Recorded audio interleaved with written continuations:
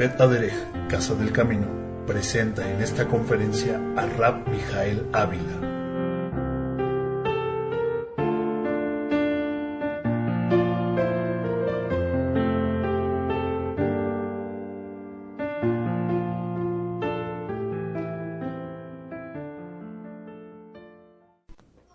Shabbat Shalom. Desde la sinagoga Bet Aderech en la Ciudad de México, en el Distrito Federal, en la República Mexicana, les saluda el rabino Mijael Ávila de Bet Aderech. En este día que es el día 24 del mes de Tisri del año 5771 y que correspondió a una porción que se titula justamente como el nombre de este libro que el Eterno nos ha dado como herencia, que es el título de Bereshit, en el principio. Es una bendición el poder estar el día de hoy escuchando una vez más el libro de Bereshit. Yo creo que cuando culminamos un libro, tanto como cuando iniciamos, son momentos especiales porque estamos cerrando ciclos y abriendo ciclos. En esta ocasión estamos abriendo un ciclo por causa de que estamos justamente comenzando a dar lectura a esta porción del libro de Bereshit. En esta ocasión quisiera yo compartir una conferencia que he titulado La delgada línea entre la ciencia y la espiritualidad. La delgada línea entre la ciencia y la espiritualidad. Durante todos los años de la humanidad, amados, aunque nos parezca raro, en estricto sentido, el mundo ha cambiado de una manera muy radical. En esta semana estaba yo tomando un examen, que estaban todos ya en la sinagoga y ya a punto de pasar al Simchat Torah, y tenía yo que hacer un examen. Y este examen me llamó, como otras tantas cosas, la atención, sobre todo porque el examen desde luego que era en inglés, y había una porción en donde decía, comenzaba más o menos así la frase: siempre pensamos que los tiempos pasados son mejores que los actuales. Y cuando ya la leí de entrada, pues estaba muy raro en un examen. Y empiezan a explicar algo que fue para mí sorprendente, y decían que una de las cosas que ha sido peor en el pasado es el hecho de los olores. Olores. Esto es, en los siglos anteriores, las personas, las ciudades, los pueblos olían mal. Y para mí fue sorprendente leerlo. ¿Y por qué olían mal? Porque en la antigüedad, como no existían los drenajes, no existían los sistemas sanitarios, no existía el agua corriente, las personas acostumbraban solamente a lavarse las manos y la cabeza. Y era muy raro que la persona se bañara. E incluso, como el agua muchas veces pudiera estar contaminada, se tenía una especie de superstición de que si uno se metía a bañarse, pudiera verse contaminado de alguna plaga como consecuencia del agua. Entonces, países como Francia, que ustedes saben que hasta la fecha tienen fama de que son personas que no se asean, y hay varias explicaciones. Una, que porque en Europa no hay agua. Dos, que porque los perfumes franceses son muy buenos. ¿Chanel es de Francia? Es que tuve la bendición de poder asesorar al director de Chanel de México, y después de que ya me reuní con él y tuve esa posibilidad, a la vuelta del tiempo me envió 2 perfumes, uno para mi esposa y otro para mí. Y me vino súper bien porque el cumpleaños de mi esposa estaba ya a la vuelta. Lo peor de todo es que huele tan rico el perfume que me regalaron que ya mi hijo ya cada ratito me dice: papá, préstamelo. Sin embargo, hasta la fecha, yo, porque tengo mucha relación con franceses, sé que todavía sigue estando vigente esa conceptualización de que los franceses no se bañan a menudo. En países como Francia, obviamente la superstición al respecto del agua era notable. Y aunque empezaron a existir y a surgir lo que vendrían a ser los baños, que la población más pudiente, toda la monarquía, era el que tenía el privilegio de bañarse, no así la plebe, esto es, el pueblo común. Pero el pueblo común, después de que empezaron a surgir la posibilidad de poder asearse, aún así no lo hacía. Y la razón era por la asociación de la superstición agua con alguna posible enfermedad.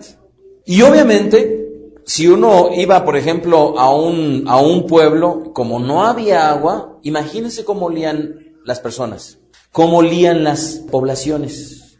¿Se acuerdan ustedes que por ahí en donde, si no mal recuerdo, viene la palabra WC?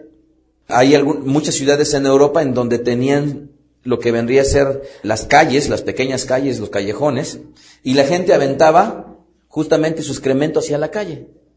Y de ahí es donde venía la palabra, si no mal recuerdo, water coming, que quiere decir el agua viene. ¿Y por qué? Porque la gente, después de hacer sus necesidades, salía justamente a vaciarlo en las calles. Y de ahí en donde viene entonces el término WC.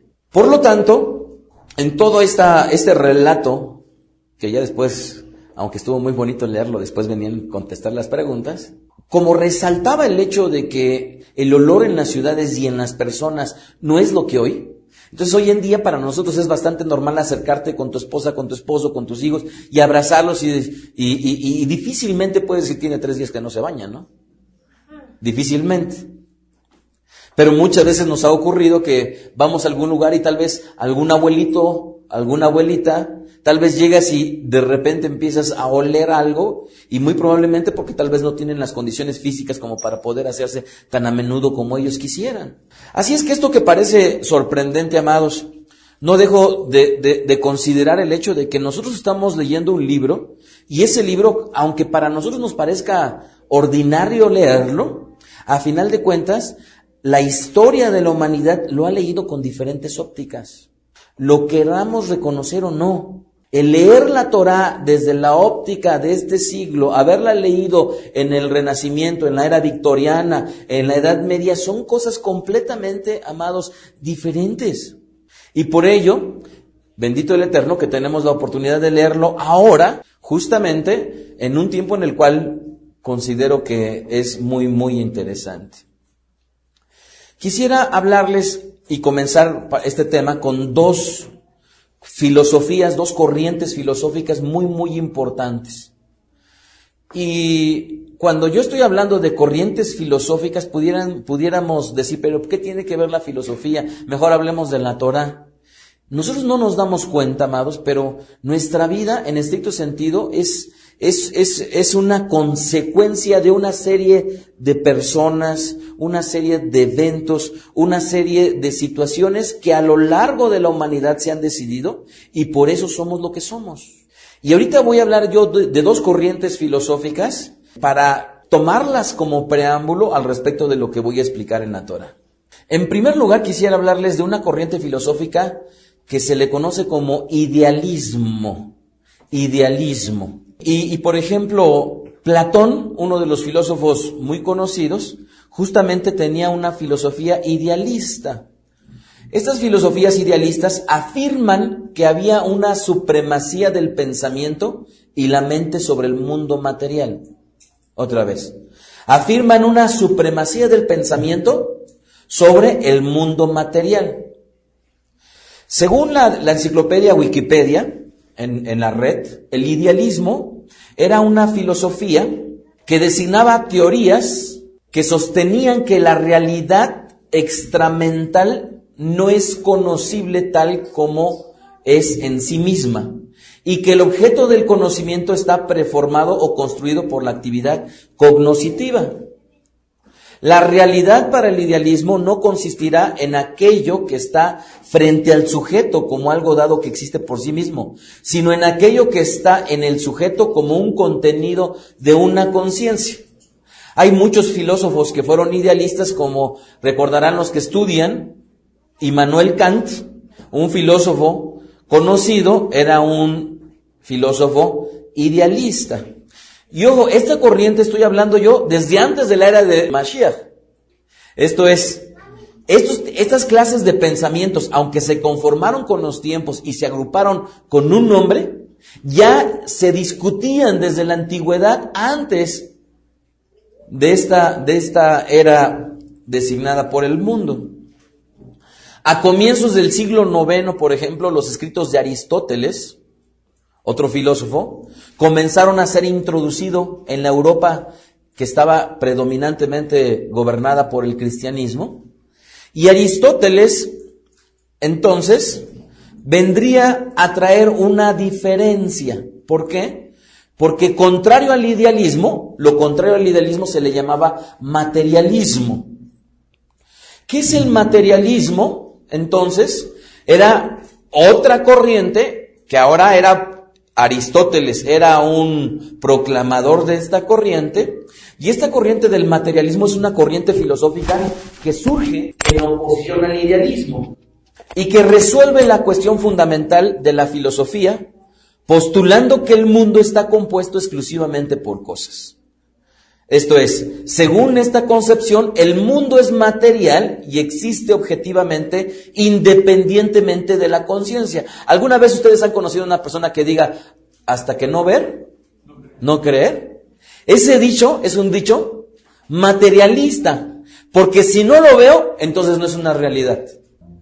En el siglo XVII, el término materialismo se solía usar principalmente en el sentido de las representaciones físicas de la materia. Ahora bien, ¿por qué es importante identificar el hecho del materialismo y el idealismo? Porque, por ejemplo, hay personajes que son conocidos históricamente como Marx. ¿Alguien identifican a Marx? Marx era una persona con una corriente materialista y por lo tanto desprovisto de lo que vendría a ser cualquier cosa que tuviera con una relación con el espíritu o con la mente o con lo que le llamaban en aquel momento la conciencia. Pero dense cuenta de esto. En el siglo XVII, fíjese bien, comenzó esta corriente materialismo a influenciar a las ciencias naturales. Y hasta el día de hoy, cuando nuestros hijos van a estudiar las ciencias naturales, su origen, sus principios de las ciencias naturales está basada en el materialismo. Y por ello, el materialismo nunca estaría de acuerdo con que a una planta se le puede hablar bonito y la planta reaccionar. Eso estaría contrario al materialismo. Pero no nada más eso. Fíjense bien, desde comienzos del siglo XIX, por influencia del materialismo histórico, el término también pasó a usarse en el contexto de las ciencias sociales. De tal manera que cualquier materia que tenga que ver con las ciencias sociales, en estricto sentido, amados, estará y tendrá un sustento filosófico basado en si no veo, no creo. Para que ustedes se den una idea, la antropología, la teoría de la historia, la sociología, son materias que están y que tienen como su principio el materialismo. Ahora, ¿para qué hablar de todo esto? Aristóteles asumió que la mente humana no tenía un efecto directo en la materia. Otra vez, Aristóteles, él asumió que la mente humana no tenía ningún efecto directo en la materia. Y también creía que el único camino al conocimiento confiable era a través de los 5 sentidos. Nuevamente, hasta no ver, no creer. En consecuencia, las experiencias individuales no se consideraba un conocimiento confiable. Esto es, todo lo que tuviera que ver con experiencia no es conocimiento, sino tiene que ser algo netamente físico. Hubo otro personaje muy conocido, era conocido como Tomás de Aquino o Santo Tomás, ¿verdad? Que son personajes que, aunque no estén amparados en una línea que pudiéramos decir de nosotros relacionada, pero son personajes, nuevamente insisto, en que han impactado a la humanidad. Tomás de Aquino, según Wikipedia, en italiano, Tommasio de Aquino, nacido en Roccasecca, en Lacio, en Italia, se cree que por ahí del año 1224, fíjense bien, él era un teólogo, era un filósofo, católico. Y es que es sorprendente, ahora que estuvieron pasando al respecto de todo lo que surgió con la independencia, ¿se acuerdan ustedes? Y yo cuando vi la vida que retrataron en Discovery de Miguel Hidalgo, yo dije, ¿cómo los tiempos han cambiado? ¿Por qué? Miguel Hidalgo era una persona que les enseñaba el oficio a las personas. No nada más les enseñaba un oficio, sino además les enseñaba a leer. No nada más les enseñaba a leer, sino les enseñaba de religión. No nada más les enseñaba de religión, sino también les enseñaba de música.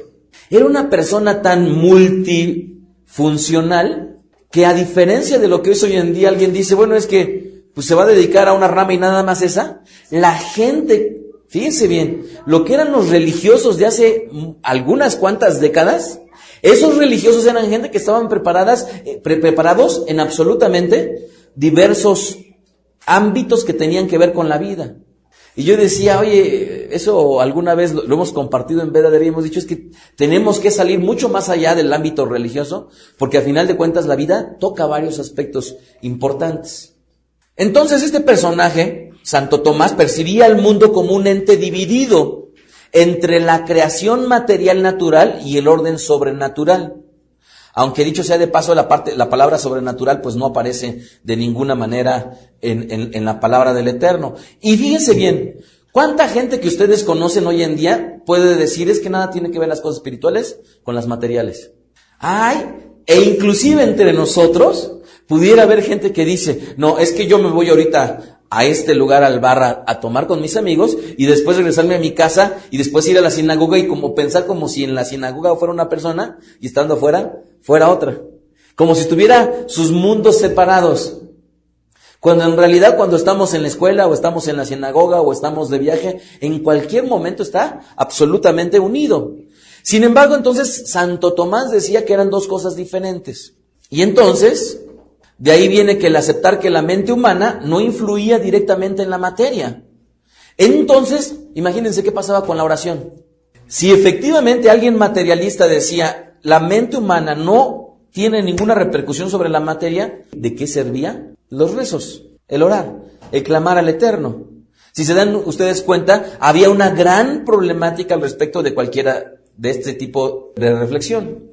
Sin embargo, transcurre la historia de la humanidad y en el siglo XIX, cuando las bases del materialismo estaban siendo minadas, pero comenzaron a ser minadas no por teólogos, no por gente que saliera a defender que la materia y la parte espiritual o la conciencia, como le podían llamar algunos otros, era pan con lo mismo, sino comenzó a surgir una rama dentro de la física conocida como mecánica cuántica o física cuántica, o física, en este caso, más particularmente de la física, una derivación de ella que se llama la física subatómica, y de la física subatómica lo que vendría a ser la mecánica cuántica o la física cuántica.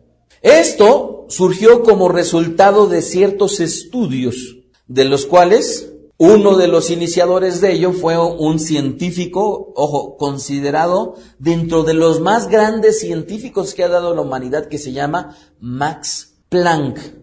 Max Planck. Él fue uno de los pioneros de la física cuántica y él descubrió que científicamente se podía ver que el poder de la mente podía influir sobre la materia. Max Planck, dicho sea de paso, también fue un ganador del premio Nobel.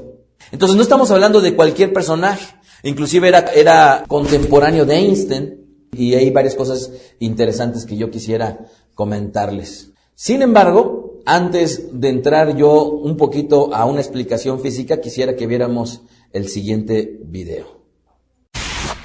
Y aquí tenemos al padre de todos los misterios cuánticos, el experimento de la doble ranura, que tiene muy mala fama. Para entender este experimento, primero tenemos que ver cómo actúan las partículas o las bolitas de masa. Si disparamos al azar un objeto pequeño, canicas por ejemplo, hacia la pantalla, vemos reflejado un patrón en la pared de detrás en la que han rebotado tras pasar por la ranura. Y ahora, si añadimos una segunda ranura, lo lógico es esperar ver una segunda franja en la pared de detrás. Ahora, probemos con ondas. Las ondas alcanzan la ranura, se propagan y llegan a la pared de detrás, donde tienen mayor intensidad justo enfrente de la ranura. La franja de resplandor demuestra precisamente esa mayor intensidad. Es un efecto similar al de la franja que dibujan las canicas. Pero cuando añadimos la segunda ranura, ocurre algo distinto. Si la parte superior de una onda choca con la inferior de otra, se eliminan entre ellas. De esta forma, en la pared obtenemos un patrón de interferencias. Donde chocan las dos partes superiores hay más intensidad. las líneas resplandecientes, y donde se eliminan no hay nada. Así pues, cuando lanzamos algo, es decir, materia, a través de dos ranuras, obtenemos esto, dos franjas de golpes. Pero con ondas, el resultado es un patrón de interferencias con muchas franjas. Muy bien, de momento. Vamos a ponernos cuánticos. Un electrón es un pedacito minúsculo de materia, como una canica diminuta. Lancemos una ráfaga a través de una ranura. Se comportan como las canicas, solo una franja.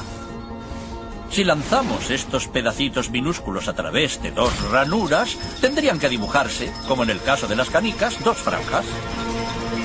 ¿Qué? Un patrón de interferencias.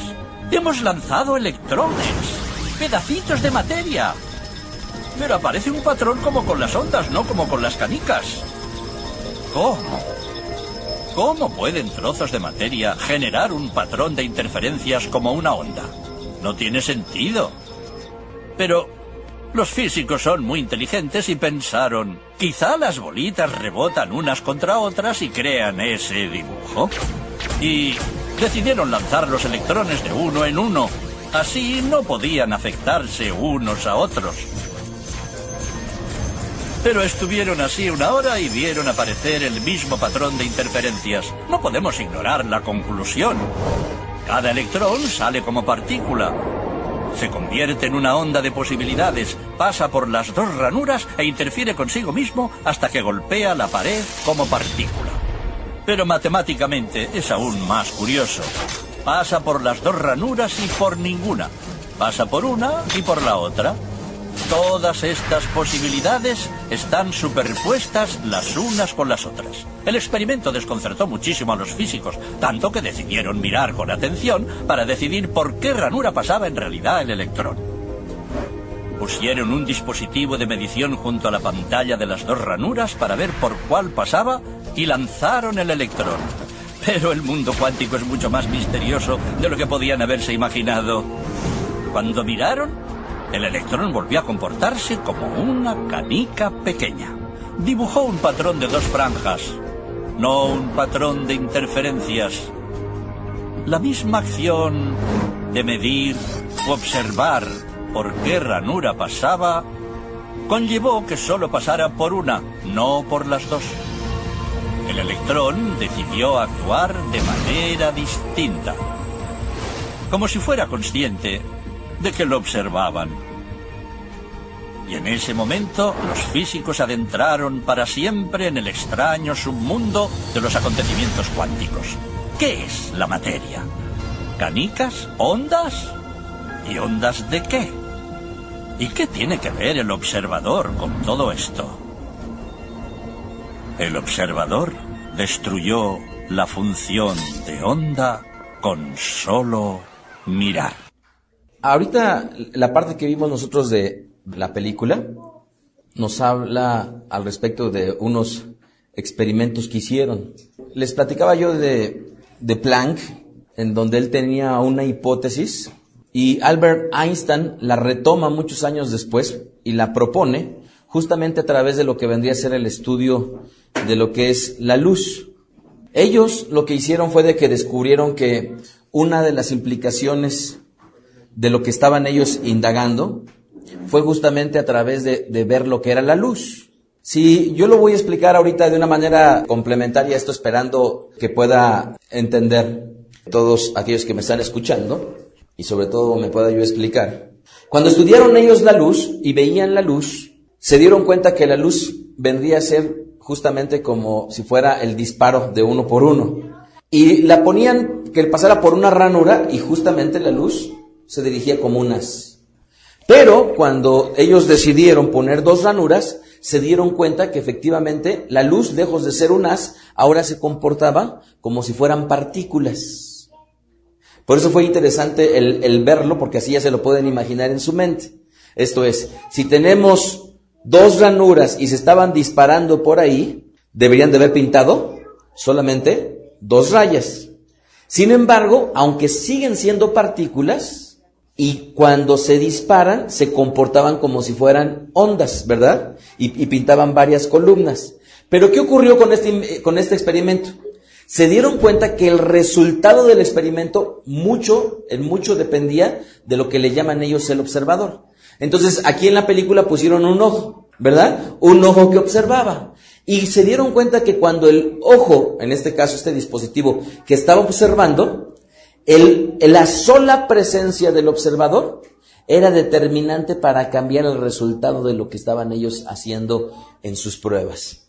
Ahora, hay varias propiedades de esta parte física que en su oportunidad, si el Eterno lo permite, más adelante compartiré, porque me voy a ir tanto al Tanaj como al Brit Hadashah para explicar varias de las particularidades de la física cuántica.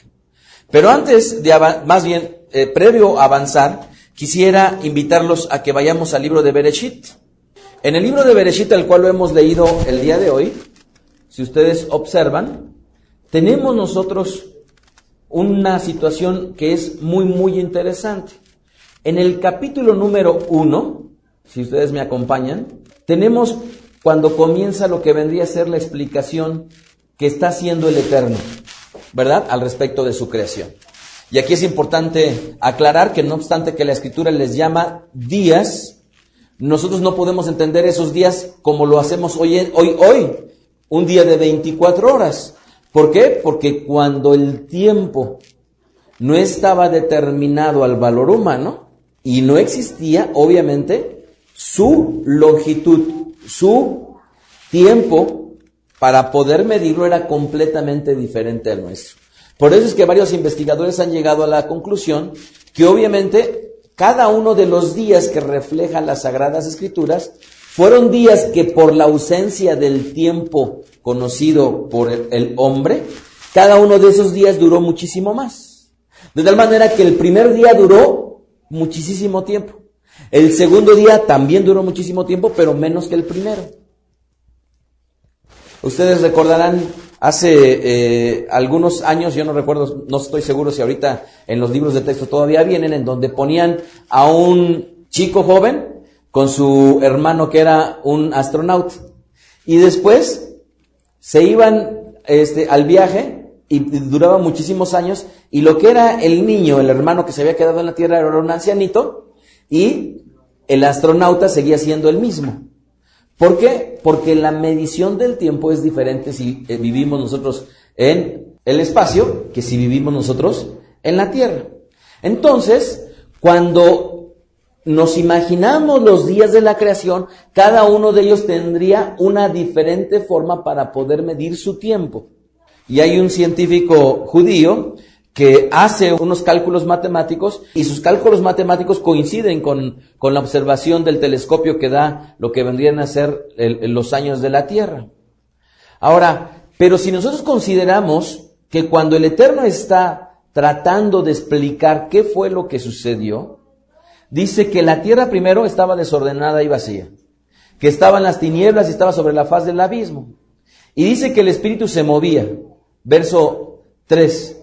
Y dijo el Eterno, sea la luz, y fue la luz, y vio el Eterno que la luz era buena. Y separó el Eterno la luz de las tinieblas, y llamó el Eterno a la luz día, y a las tinieblas llamó noche. Y fue la tarde y la mañana un día. Dice el verso 6. Luego dijo el Eterno, haya expansión en medio de las aguas, y separe las aguas de las aguas, e hizo el Eterno la expansión, y separó las aguas que estaban debajo de la expansión de las aguas que estaban sobre la expansión. Y fue así, y llamó el Eterno a la expansión cielos, y fue la tarde y la mañana el segundo día. Pero aquí ya viene la parte interesante. Verso 9. Dijo también el Eterno, júntense las aguas que están debajo de los cielos en un lugar y descúbranse lo seco. Y fue así. Y llamó el Eterno a lo seco tierra, y a la reunión de aguas llamó mares. Pero noten el final del verso 10. Y vio el Eterno que era bueno.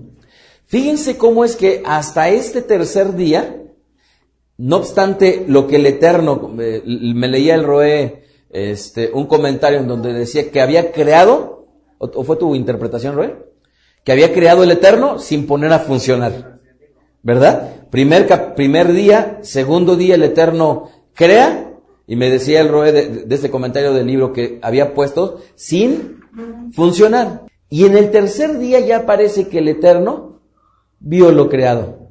Y además él determinó que era bueno. ¿Qué clave nos da aquí la palabra del Eterno? Es muy interesante porque si científicamente han podido llegar a concluir que es el observador que puede llegar a influir sobre la materia, aquí el Eterno nos está dando una lección de física cuántica o de mecánica cuántica. ¿Por qué? Porque Él pone las cosas, pero cuando se empiezan a materializar es a partir de que el Eterno dice, vio. Esto es, en los experimentos de la física cuántica, el observador era determinante para observar el resultado. Si ese observador no estaba, era un resultado completamente diferente si había un observador viendo el experimento. Entonces en este versículo dice muy claramente que el Eterno vio. ¿Cuál sería la explicación que nos pudiéramos dar a nosotros de decir y vio? ¿Qué sentido tendría? Si al final de cuentas Él lo está haciendo, no tiene ningún sentido. Sería todavía redundante decir que además de que crea, Él lo vio. ¿Estamos de acuerdo? Porque debería de estar implícito. Sin embargo, el Eterno lo que nos aclara es que Él vio. Y además dice que era bueno. Verso 12, produjo pues la tierra hierba verde, que da semillas según su naturaleza, y árbol que da fruto cuyo semilla está en él según su género, y vio el Eterno que era bueno. Fíjense bien que en el tercer día el Eterno dice que vio 2 veces, y a su vez 2 veces designó que era bueno. Lo mismo ocurre en el tercer día, ocurre en Génesis 1:10 y 1:12, y después en el cuarto día ocurre en Génesis 1:18, pero solamente aparece una sola vez. Vamos a verlo. Verso 18. Y para enseñorear en el día y en la noche, para separar la luz de las tinieblas, y nuevamente dice, y vio el Eterno que era bueno. ¿Estamos en qué día? Cuarto día. Entonces aquí el Eterno vio 2 veces y 2 veces designó que era bueno. En el cuarto día vio una vez. En el quinto día, verso 21, dice ahí, y creó el Eterno los grandes monstruos marinos y todo ser viviente que se mueve y las aguas que produjeron según su género y toda ave alada según su especie. Y vio el Eterno que era bueno. ¿En qué día estamos? En el quinto. Y luego vamos al día sexto. En el día sexto nuevamente aparecen 2 veces que el Eterno vio y 2 veces que Él designa como bueno. Pero la segunda vez que designa como bueno, Él dice que es Tov Meot. Esto es muy bueno. Vamos a verlo, verso 25. E hizo el Eterno animales de la tierra según su género y ganado según su género y todo animal que se arrastra de la tierra según su especie. Y vio el Eterno que era bueno. Verso 31. Y vio el Eterno todo lo que había hecho y aquí que era bueno, Tov Meot, bueno en gran manera, y que fue la tarde y la mañana el día sexto. Correcto. Entonces, resumiendo, día 1 el Eterno vio, día 2 nunca dice que vio, pero a partir del día 3, cuando las cosas se empiezan a animar, cuando ahora lo que está poniendo el Eterno como materia ya tiene una razón de ser, empieza a ver, y dice además que es bueno. Entonces tenemos el tercer día diciendo 2 veces bueno, el cuarto día 1, el quinto día 1, ¿y cuándo se crea el hombre? El sexto día, y el Eterno diciendo 2 veces bueno, y al final dice muy bueno. Ahora, es muy interesante que se presente este fenómeno, amados, porque esto solamente es el preámbulo de algo que vamos a ver más adelante a lo largo del Tanaj y del Brit Hadashah, tratando de que entendamos que la materia no es diferente a las cosas espirituales, sino ambas, en estricto sentido, son lo mismo. ¿Lo pueden entender? Difícil, ¿verdad? Esto es, a donde vamos a avanzar es que la materia y la parte espiritual, en estricto sentido, es lo mismo. Y por ello es que vamos a llegar a analizar varios actos y situaciones que vivieron hombres y mujeres en la palabra del Eterno, pero que definitivamente hoy en día la ciencia no nada más puede llegar a apreciar que las cosas espirituales en realidad tienen mucho impacto sobre la parte material, sino que en estricto sentido tienen su origen en lo mismo y además son lo mismo. ¿Qué ocurriría? Y con esto concluyo. ¿Qué ocurriría si el Eterno nos pusiera a cada uno de nosotros, pero al comienzo del día, lo que yo como persona estoy previendo que voy a tener, va a ser un magnífico día? ¿Qué va a producir el hecho de que yo como persona diga, este día va a ser un día muy bueno? Y desde que te levantas, tal vez empieces a tararear. A mí me gusta Yoshiyahu porque está siempre haciendo qué hacer, está lavando los trastes y ahí está tarareando. Yo digo, es un niño feliz.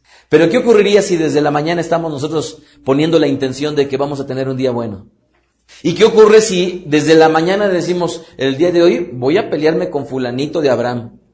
Y ya de entrada, obviamente, todo nuestro sistema está poniéndose alerta, precisamente en esta predisposición de lo que va a ser el día. En estricto sentido, amados, todo lo que les voy a compartir es para que tratemos de ver que nosotros podemos hacer mucho más por nuestra vida de lo que alguna vez hayamos pensado. Y que en estricto sentido, frases como que cada quien se labra su destino, es mucho más real que lo que nosotros pudiéramos estar aceptando o previendo o creyendo. Así es que esto simple y sencillamente nada más es el preámbulo. Ruego al Eterno que nos dé la sabiduría como para poder entender. Y desde la sinagoga Beth Aderech en la Ciudad de México se despide el rabino de Beth Aderech, Mijael Ávila, deseándoles Shabbat Shalom. Escuchaste a Rab Mijael Ávila. Para conocer más de sus conferencias, visita la página betaderech.com. Síguenos en las redes sociales, YouTube, Facebook, Twitter. Búscanos como Mijael Ávila. Si deseas adquirir alguna conferencia o estudio particular, escríbenos al correo mijael@betaderech.com. Shalom Alejem.